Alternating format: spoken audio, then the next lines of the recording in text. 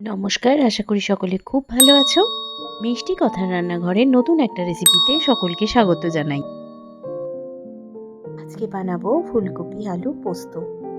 শীতের দুপুরে গরম ধোয়া ওঠা ভাত, বিউলির ডাল আর ফুলকপি আলু পোস্ত থাকলে আর কোনো কথাই হবে না। জাস্ট দুর্দান্ত কম্বিনেশন।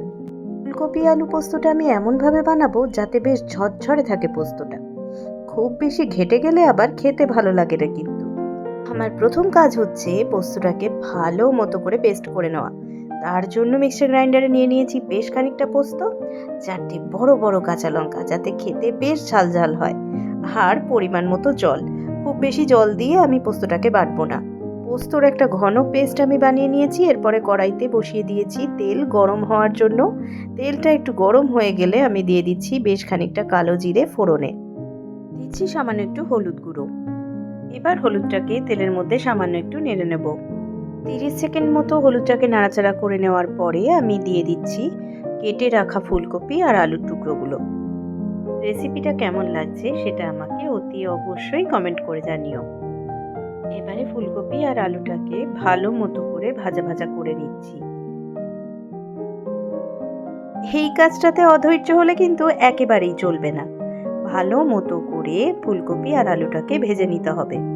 যতক্ষণ না ফুলকপি আর আলুটা লাল লাল মতো হয়ে আসছে ততক্ষণ পর্যন্ত ভাজতে হবে। রেসিপিটা ভালো লাগলে আমার চ্যানেলটাকে সাবস্ক্রাইব করে দিও।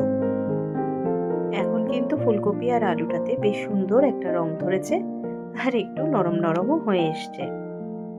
এবারে দিয়ে দেবো পোস্ত আর কাঁচা লঙ্কার পেস্টটা। এই রান্নায় আমি খুব একটা বেশি জল ব্যবহার করব না, কারণ বেশি জল ব্যবহার করলে ফুলকপি আর আলু দুটোই কিন্তু ঘেটে যাওয়ার সম্ভাবনা থাকবে। পোস্ত বাটাটা দেওয়ার পরে ফুলকপি আর আলুর সাথে আমি খুব ভালো মতো করে মিশিয়ে নিচ্ছি। আমি ফুলকপি আলু পোস্ততে সামান্য একটু মটরশুঁটিও দিয়েছিলাম, যেটা রেকর্ড করতে একেবারে ভুলে গিয়েছি। এবার দিয়ে দেবো মিক্সির বাটি ধোয়া জল হাফ কাপ মতো। দিয়ে দেবো স্বাদ মতো নুন আর চিনি।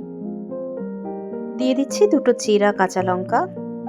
এবারে ঢাকনা দিয়ে রান্না করতে হবে যতক্ষণ না পর্যন্ত ফুলকপি আলুটা সেদ্ধ হচ্ছে। ব্যাস, ফুলকপি আলু পোস্ত একদম তৈরি। আর ভালো করে দেখে নাও, একটা ফুলকপি বা আলুও কিন্তু ভেঙে যায়নি। কমেন্ট করে জানিও রেসিপিটা কেমন লাগলো।